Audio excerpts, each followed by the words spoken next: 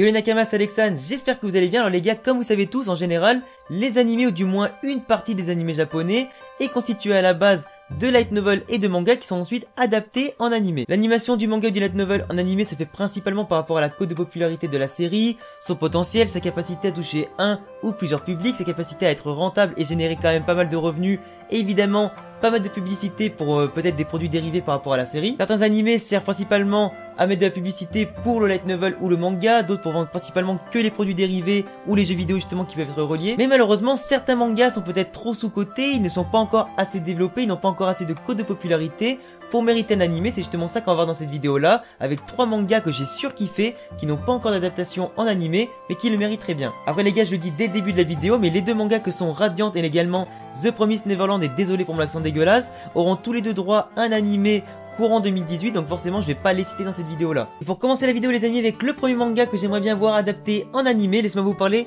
de School Judgment. Alors déjà de base, je te montre le manga, c'est pas une vidéo sponsorisée, c'est juste que je l'avais acheté il y a 2 ans, mais du coup le coffret complet de la série, comme je l'ai acheté il y a 2 ans, que j'avais beaucoup aimé, j'avais envie de le présenter en vidéo, et du coup comme je l'ai sous la main, autant vous le montrer. Alors déjà sache que c'est une série dessinée principalement par Takeshi Obata, donc juste pour te donner un petit peu le level, c'est celui qui avait dessiné pour Death Note, Platinum End, Bakuman et j'en passe. C'est un manga sorti en 2014-2015 composé seulement de 3 volumes, donc la série est quand même assez courte, mais elle reste quand même assez dynamique et super intéressante à découvrir, avec un super scénario et de très bons personnages. Surtout que School Judgment, comme tu l'auras compris normalement en lisant le titre, ça va parler principalement de school life, avec également des jugements, des tribunaux et du coup la mise en place de tribunaux scolaires dans les écoles. Donc c'est vraiment une histoire qui sort de l'ordinaire et c'est pour ça que c'est vraiment super intéressant. Et en gros, ça se passe du coup dans un futur assez lointain, dans une société un peu plus développée que la nôtre, où du moins le gouvernement mondial et l'éducation nationale souhaitent faire en sorte que chaque enfant soit en capacité dès son plus jeune âge de s'intéresser aux droits, de s'intéresser à ses propres droits, de savoir se défendre, d'argumenter, de savoir chercher des preuves du moins pour se défendre, de savoir résister à autrui, savoir faire valoir ses droits. C'est pour cela que dans chaque école sera instauré du coup un tribunal scolaire qui sera organisé par les élèves eux-mêmes pour régler leurs propres conflits. Ça peut aller de la simple bagarre au simple vol ou à toute autre histoire qui peut entraîner du coup l'appel d'un avocat scolaire qui sera du coup un enfant parmi tant d'autres. Certains enfants seront juges, d'autres avocats, d'autres jurys. Il y aura donc des tribunaux qui seront mis à chaque procès, des recherches de preuves, des recherches justement de témoignages pour agrémenter, pour justement trouver le coupable et qui sera du coup puni par les lois du tribunal scolaire des enfants. Donc ça c'est quand même une œuvre assez unique, ou du moins le tribunal scolaire sera principalement présidé par des enfants, pour protéger les enfants contre les enfants. Ça c'est quand même un thème assez original que je tenais vraiment à vous présenter, surtout que c'est quand même un manga assez intéressant, entre volumes, et qui est quand même assez court à découvrir. On y suit d'ailleurs l'histoire de Habaku Inugami, qui sera d'ailleurs avocat pour enfants et qui possède du coup une sacrée renommée et personnalité, qui fera en sorte que ce soit un personnage vraiment mis en avant, qui pourra protéger les autres du mieux qu'il peut. Chaque histoire entre enfants va amener des enquêtes, différents rôles pour chacun, des recherches de preuves et d'arguments pour faire craquer la partie adverse. On a un manga qui en général est plutôt mixé entre les moments drôles, les moments sérieux.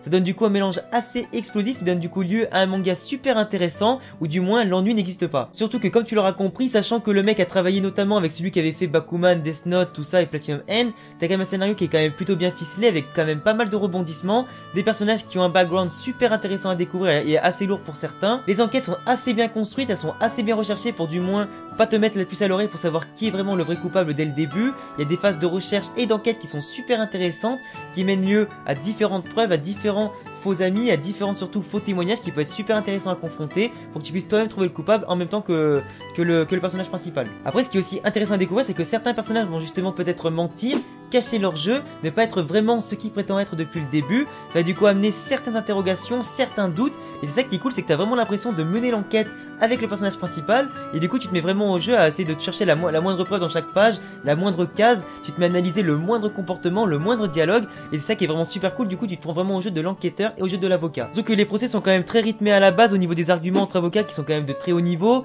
les témoignages sont quand même assez déstabilisants, et comme je l'ai dit tout à l'heure, les backgrounds des personnages amènent quand même à des faux amis, des faux témoignages, des situations super intéressantes avec quelques secrets assez lourds à révéler au grand jour. Après, pour le fait que ce soit un manga assez original, super intéressant, dans lequel on s'ennuie jamais, tout ça, et qui est quand même assez rythmé et super prenant, c'est du coup un manga que j'aimerais beaucoup voir en animé, surtout pour avoir un petit peu l'atmosphère détente à certains moments, qui sera assez drôle avec certaines blagues, certains personnages totalement what the fuck, l'ambiance également assez pesante des tribunaux, avec du coup une ambiance peut-être un petit peu épique pour la résolution, tout ça. À mon avis,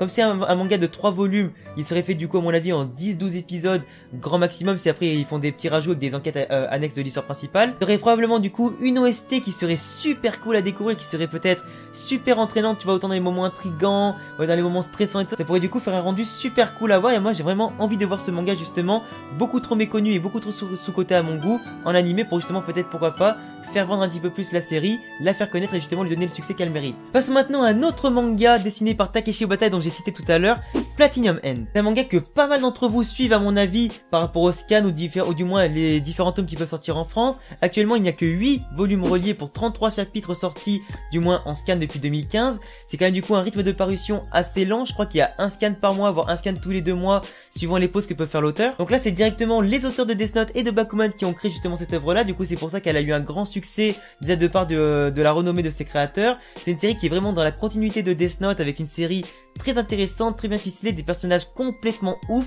et un thème encore une fois très original. On y suit notamment l'histoire de Mirai qui est un jeune adolescent qui est en voie à beaucoup de problèmes. Il a un background avec quand même un passé assez lourd à porter. Ses parents sont morts, il est du coup obligé de vivre chez son oncle et sa tante qui d'ailleurs ont assassiné ses parents. Il va du coup vouloir mettre fin à sa vie, il a pas forcément beaucoup d'amis donc il va vouloir se suicider et c'est au moment de son suicide qu'il va être sauvé par un ange appelé Nas. Après l'avoir sauvé de son suicide, Nas va donc lui expliquer justement que le nouveau dieu de ce monde sera choisi dans 999 jours. Oui, pas 1000 jours parce qu'apparemment l'auteur avait envie de casser les couilles à tout le monde et du coup il aime pas les chiffres ronds. Du coup le nouveau dieu sera choisi parmi certains prétendants ou du moins des personnes qui souhaitaient à la base se suicider et qui ont ensuite été sauvées par des anges. Si la personne qui était sauvée par l'ange refuse de devenir candidat pour devenir le prochain dieu, et bien évidemment si elle refuse, et bien du coup elle perdra tous ses nouveaux pouvoirs et sera donc morte comme si l'ange ne l'avait pas sauvée. Du coup tu comprendras rapidement que la personne est forcément obligée d'accepter pour pouvoir choisir de manière pacifique ou pas le nouveau dieu avec les autres candidats. Donc forcément comme il n'y aura qu'un seul dieu parmi tous les autres candidats qui ont été sauvés par les différents anges, tous les autres candidats devront soit se mettre d'accord d'une manière pacifique avec du coup un accord mutuel, soit forcément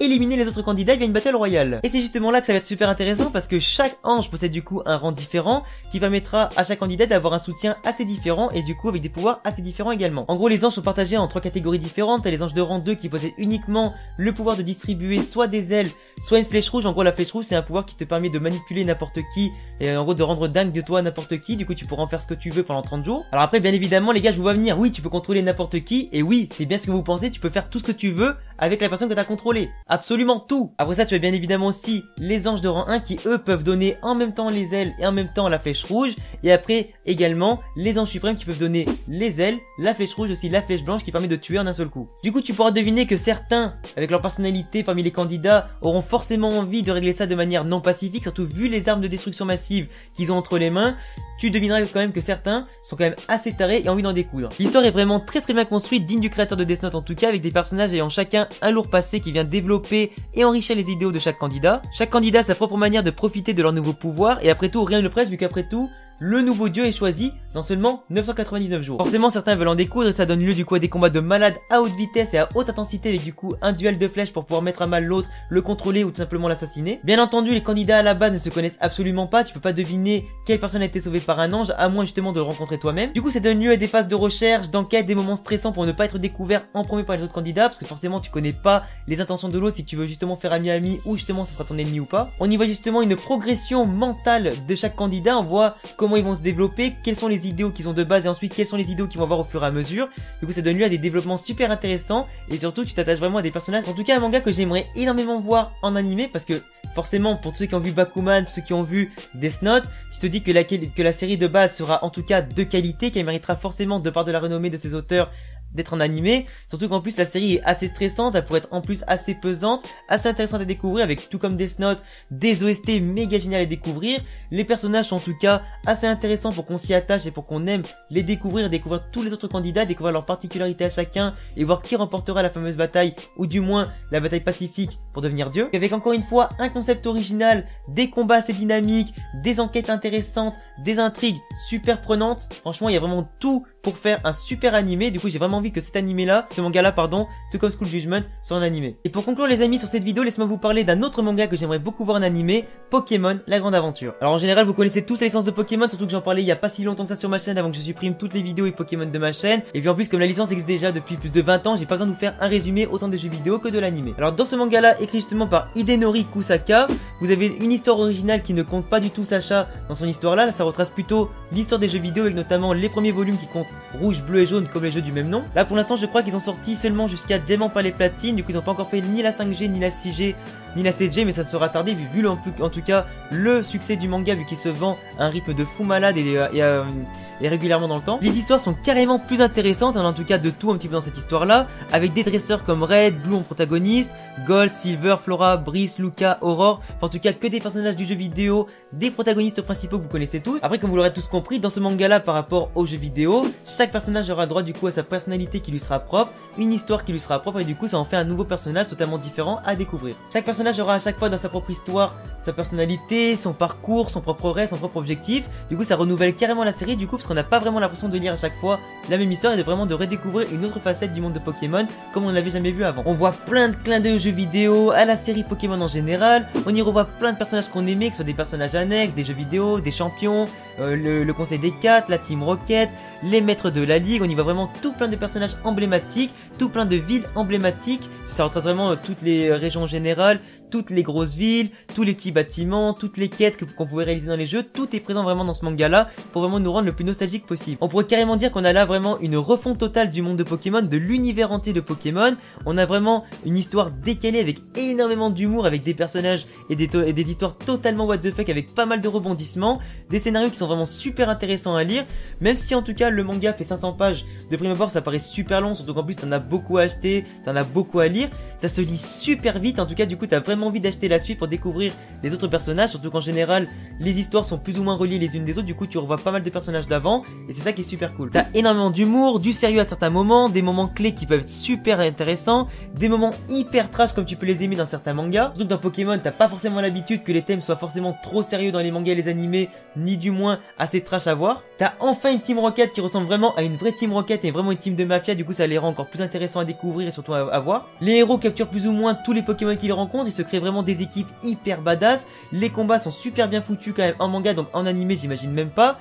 surtout qu'en général tu connais l'animé de base de Pokémon et surtout tu as vu notamment Pokémon Origin qui retraçait l'histoire de Red. Là ce serait vraiment encore beaucoup mieux que Pokémon Origin, beaucoup plus construit, beaucoup plus long, beaucoup plus intéressant et surtout beaucoup plus travaillé. Surtout que les personnages principaux autant que secondaires ont tous vraiment un rôle très intéressant à jouer, tu les retrouves, tu t'attaches vraiment aux personnages et vraiment chacun apporte sa patte à l'histoire pour la rendre encore meilleure. Donc en gros dans cette histoire là tu redécouvres vraiment d'une autre façon, d'un autre point de vue le monde de Pokémon et c'est vraiment une très bonne chose, surtout qu'on va tous se mettre d'accord que actuellement l'anime Pokémon est hyper plat, soit avec Sacha qui gagne jamais etc. Là t'aurais vraiment des héros que tu connais des jeux vidéo, t'aurais vraiment un renouvellement avec à chaque fois différents héros qui viendront t'apporter de nouvelles histoires, du changement qui serait quand même bienvenu, avec une histoire qui est quand même très bien construite, qui est pas du tout plate, avec énormément de rebondissements, du sérieux, de l'humour, avec vraiment tout et n'importe quoi, des choses qui tournent autour de la mafia, de l'argent, de la société en général, avec quand même pas mal de critiques sur la société du monde en général. Tu redécouvres les Pokémon d'une autre façon, certains Pokémon seront d'ailleurs plus intéressants que d'habitude, d'autres le seront peut-être un petit peu moins, tu vois des combats assez intéressants, des clins d'œil avec les niveaux, la pension Pokémon, les centres commerciaux, les parcs safari, les différents défis, enfin t'as tout ce qu'il faut quand même pour te contenter, c'est quand même super cool. Donc voilà pourquoi j'aimerais bien le voir en animé, surtout que ça redonnerait vraiment un autre élan à la série Pokémon, ça la rendrait du coup encore plus intéressante, ça forcerait peut-être à reprendre Pokémon justement, mais c'est vraiment en tout cas un projet que j'aimerais vraiment voir à la télé, justement voir en animé, voir Pokémon la grande aventure sur les grands écrans. Donc voilà les gars, c'est tout pour cette vidéo des 3 mangas que j'ai surkiffé et que j'aimerais trop voir en animé. Si toi aussi tu connais des mangas qui sont pas forcément encore adaptés en animé, tu peux me les dire en commentaire pour que j'aille les voir si jamais je les connais pas. T'aimes mes vidéos, mon contenu en général, je te laisse bien sûr mettre un gros pouce bleu à la vidéo, ça m'aidera énormément à la référencer. Abonne-toi à ma chaîne évidemment si mon contenu te plaît, ça fera super plaisir de voir que la famille des Nakamas s'agrandit de jour en jour. Et le lien de tous mes réseaux sociaux en description et bientôt pour une prochaine vidéo. Ciao les gars.